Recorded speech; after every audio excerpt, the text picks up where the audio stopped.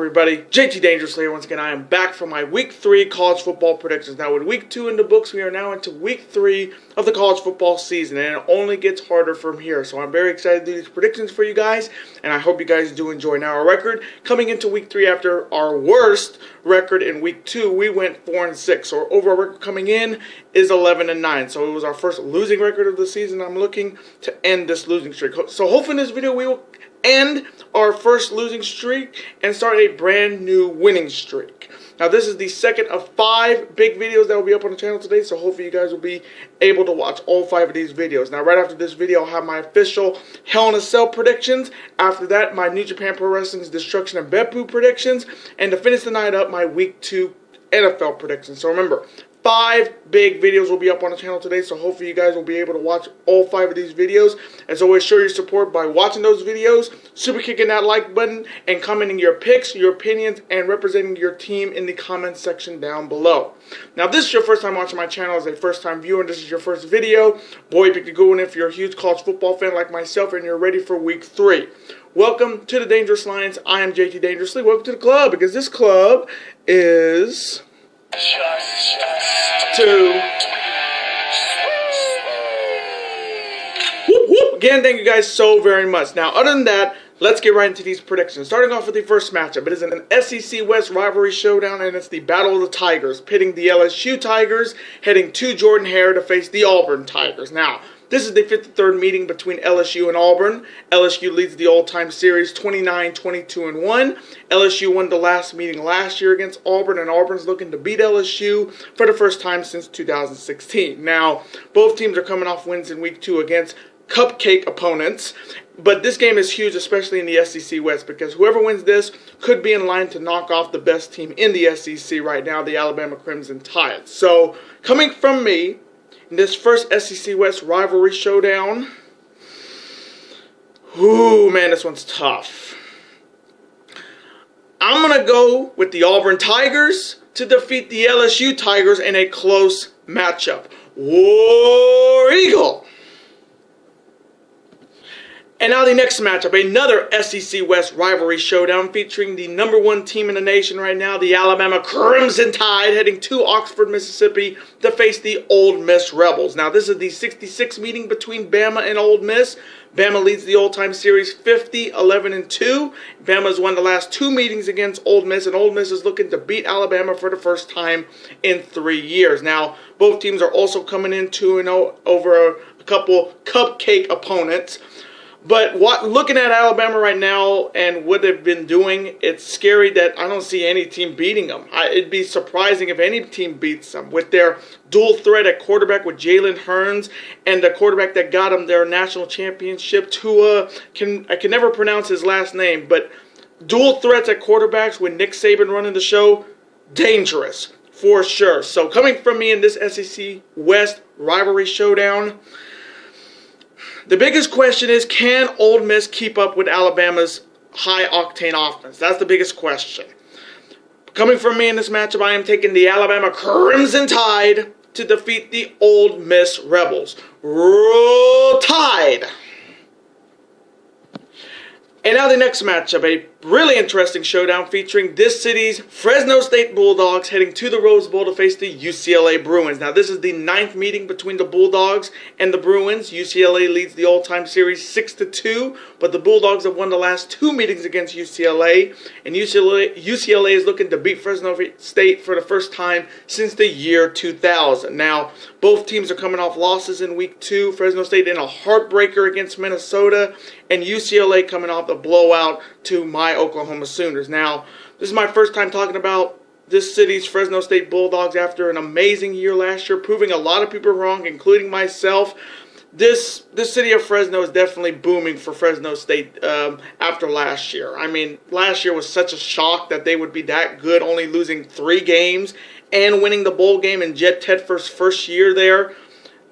The city was definitely booming for sure. And they're looking to see if they can continue that that great year they had last year coming into this season.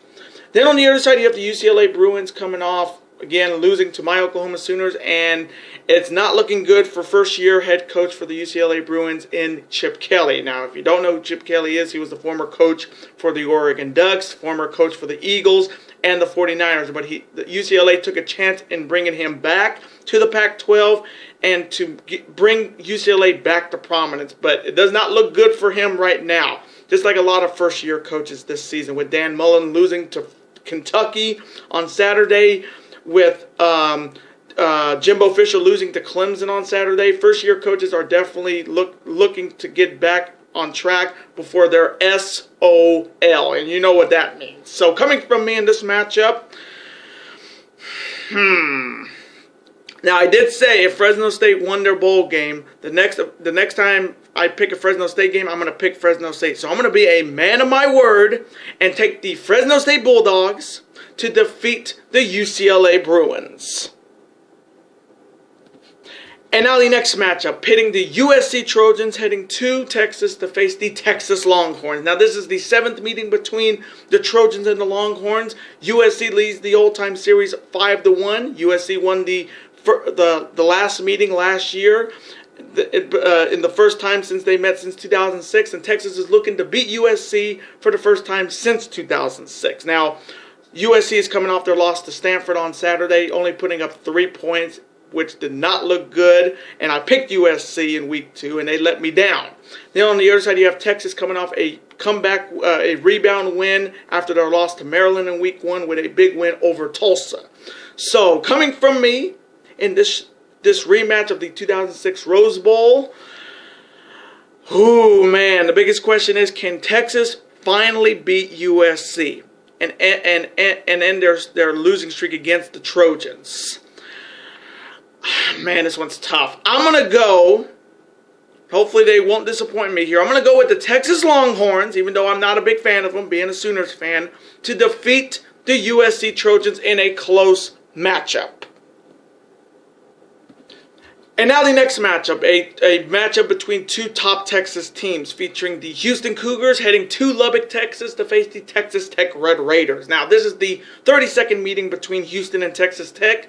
Houston leads the all-time series 18-12-1. Texas Tech has won the last 2 meetings against Houston, and Houston is looking to beat Texas Tech for the first time since 2009. Now, both teams are coming off wins on Saturday. Houston with a statement win over Arizona, and Texas Tech beating Lamar. Cupcake. But this one's going to be a good one. I mean, a lot of people didn't expect Houston to blow out Arizona on Saturday, but they got it done. And this Houston team always starts off hot and then a little bit stumbles along the way going into the middle or close to the end of the season. But with these two teams, you can just say it right now. A lot of offense, no defense. So coming from me in this matchup, ooh, man, this one's always the hardest one to pick between these two. I think I picked them last year and I got this pick wrong. But I'm going to go with the Houston Cougars to defeat the Texas Tech Red Raiders. And now the next matchup, a Big 12 rivalry showdown featuring my favorite team, the Oklahoma Sooners, heading to Ames, Iowa to face the Iowa State Cyclones. Now this is the 83rd meeting between the Sooners and the Cyclones. The Sooners lead the all-time series 74-6-2. Iowa State won the last meeting last year. A lot of people thought it was an upset, but previous to that, they lost 18 straight to Oklahoma, and Oklahoma's looking to beat Iowa State for the first time in 2 years. Now, Oklahoma's coming off a huge win over UCLA at home with their dynamic quarterback, Kyler Murray, who is having a monster year at Oklahoma, and I think he's going to be the next big star at Oklahoma at quarterback. You got fantastic wide receivers like Maurice Hollywood Brown and Rodney Anderson. This Sooners team, coming from me as a Sooners fan, could be the best team I've seen in a long time. And this is Lincoln Riley's second year at Oklahoma. He's going to be Coach of the Year if they make it to the college football playoff, which I think they will. Then on the other side, you have the Iowa State Cyclones coming off a loss to the Iowa Hawkeyes in the Cy-Hawk Trophy game on Saturday. I know my boy College Football Dojo's got to be happy. His Hawkeyes got the win. But Iowa State definitely did not look good in that game. They only scored 3 points.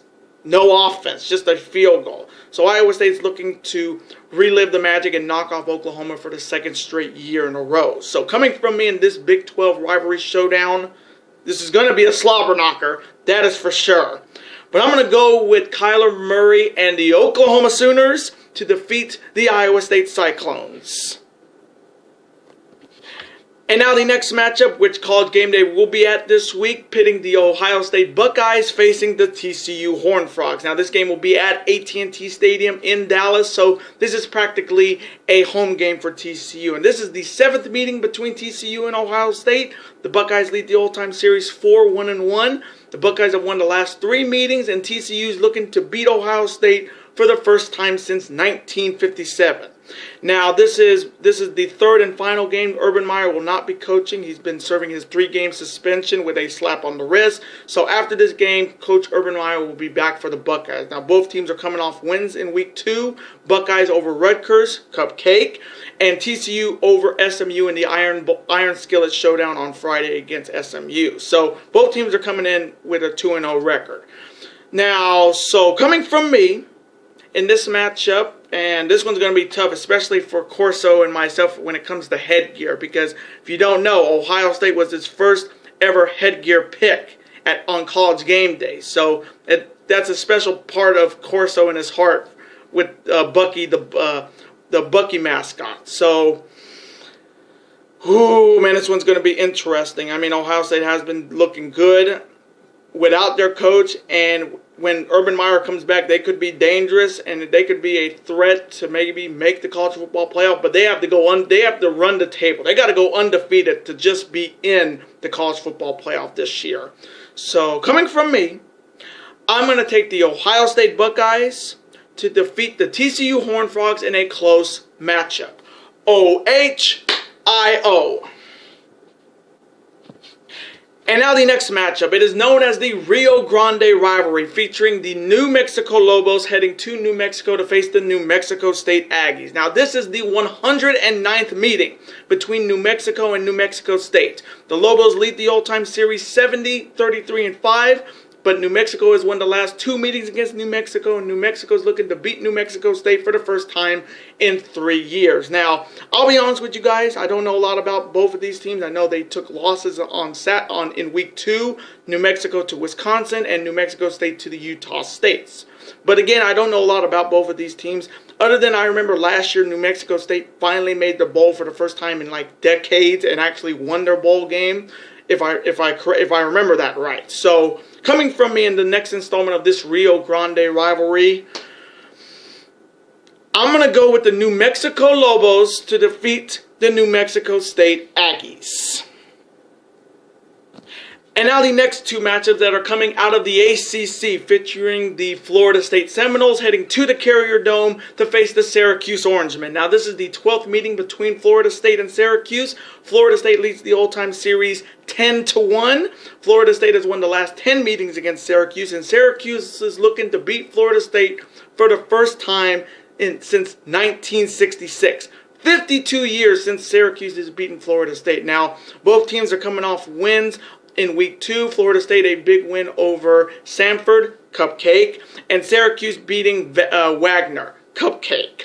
But this one's a big-time matchup, especially in the ACC Atlantic, with Clemson getting a big win over Texas A&M in week 2. Clemson right now is in the driver's seat to maybe once again win the ACC Atlantic. So this is a matchup that could tell us who's going to be a threat in that division. So coming from me in this ACC Atlantic rivalry showdown, ooh, man, this one's tough. With DeAndre Francois back at quarterback for Florida State, definitely gives them the advantage. Willie Taggart's first big rivalry game in his first year at Florida State, but Syracuse has been proven that they can beat ACC teams. They beat Clemson last year in that same building, so do not underestimate Syracuse. So I'm going to go with the Florida State Seminoles to defeat the Syracuse Orangemen in a close matchup.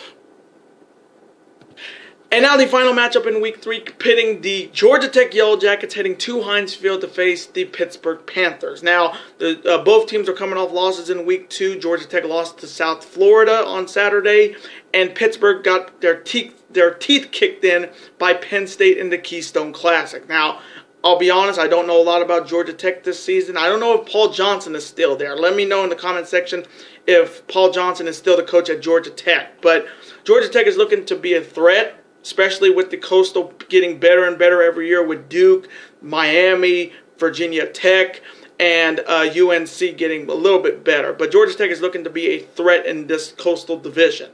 The only other side, you have Pittsburgh coming off their blowout loss at home to the Penn State Nittany Lions, and they're looking to get back in track, especially in this Coastal with Pat Narduzzi coaching. This team can definitely see some upsets coming. Even though they didn't get the upset against Penn State, do not count out Pittsburgh to get a big-time upset in this ACC. So coming from me in the final matchup of Week 3, man, this one's tough. I may get this one wrong, but I'm going to take a chance. I'm going to go with the Georgia Tech Yellow Jackets to defeat the Pitt Panthers. And those are my Week 3 college football predictions. I hope you guys did enjoy these predictions this week. Comment below, who do you have winning in Week 3? Let me know who you got in picks-wise. I know College Football Dojo has his picks up sometimes. Cheapest Seed had a fantastic week last week. And as always, represent your team in the comment section if you're a college football fan. Let's have a conversation about them. Of course, I am always on to see your comment, like, and of course, reply right back to you because comments are absolutely always welcome on this channel. Now, I do want to thank you guys so very much for watching. Now, before you guys go, you guys can never forget to do this. That like button, comment, share with your friends. Of course, super kick that like button like only you guys can. Of course, you can never forget to do this as well.